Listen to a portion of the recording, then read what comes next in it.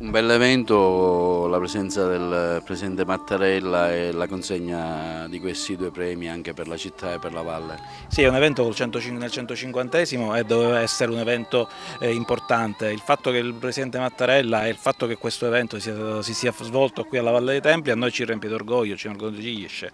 Il Presidente della Repubblica ha visitato i nostri luoghi e è rimasto veramente molto entusiasta, sia degli scavi del teatro, è andato anche prima alla casa natale di Pirandello, ma poi Villa Aurea, la mostra del British, il panorama del paesaggio, è stato molto interessante chiacchierare e dialogare con il Presidente, che è una persona molto amabile.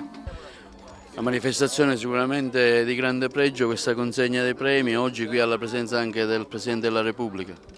Sì, decisamente sì, il Presidente della Repubblica con la sua presenza di Capo dello Stato e di siciliano illustre ha onorato un evento delle personalità del mondo teatrale come Servillo e Riondino, che fanno onore non soltanto a questa terra per il legame che rappresentano con la filiera e la tradizione pirandelliana, ma all'Italia nel mondo, soprattutto in questa fantastica cornice che è la Valle dei Templi, come è stato giustamente ricordato, patrimonio dell'umanità. Il premio oggi l'avete eccezionalmente consegnato qui ad Agrigento.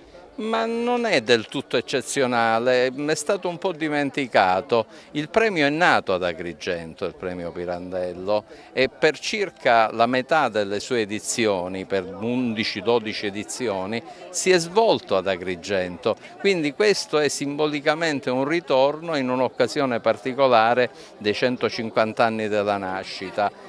Io mi auguro che si possa ancora una volta tornare ad Agrigento, quindi non consideriamolo un'eccezione, è un bel ritorno a casa del premio Pirandello. Abbiamo voluto ancora una volta dimostrare come la Fondazione Sicilia non è soltanto con un intervento nella città di Palermo, ma si occupa dell'intera regione, quindi scegliere Agrigento, che è una perla sotto il profilo artistico ed è anche comunque la casa natale di Pirandello, ci sembrava assolutamente doveroso. Credo che oggi la presenza del Presidente della Repubblica dà dimostrazione dell'importanza dell'evento e soprattutto del premio che è stato attribuito alla Fondazione.